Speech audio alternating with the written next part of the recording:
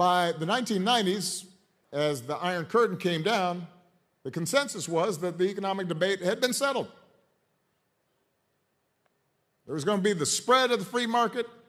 As far as the eye can see, global trade would steadily increase, and all this would lead to the advance of Western-style liberal democracies around the world.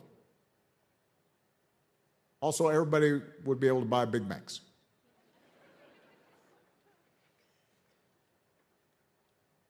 Most of you came of age just as that consensus was starting to unravel. Why is that? Well, it turned out that things like globalization, automation, the internet allowed big corporations and high finance to set up and do business anywhere. Shift money around with trillions with the click of a button. And, not surprisingly, many of them shifted money and operations to places with lower wages, lower taxes, fewer regulatory constraints, because for multinational corporations and high finance, that meant lower costs, higher profits, a bigger rate of return.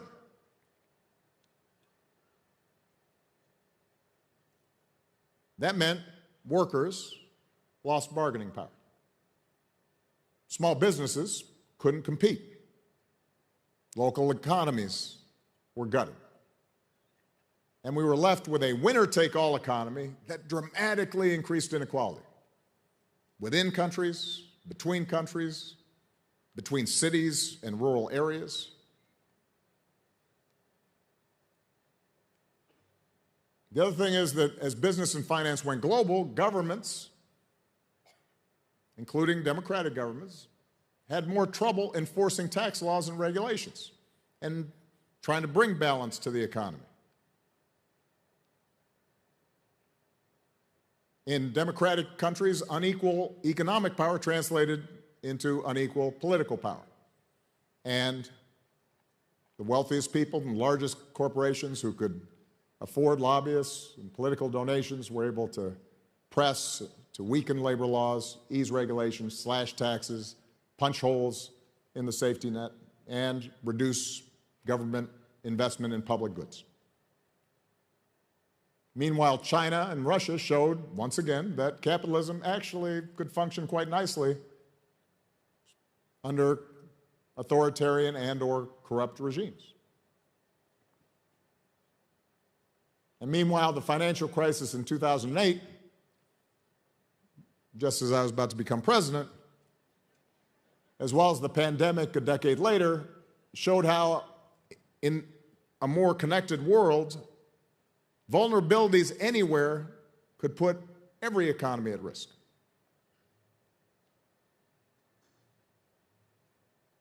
So what does this mean for ordinary people?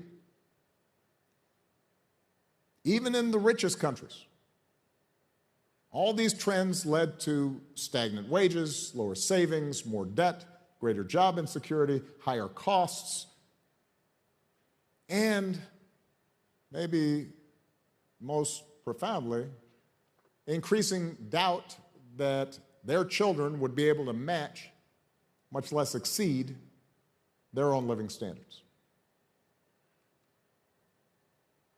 More and more people came to believe that their government wasn't looking out for them, and that politics was a zero-sum game.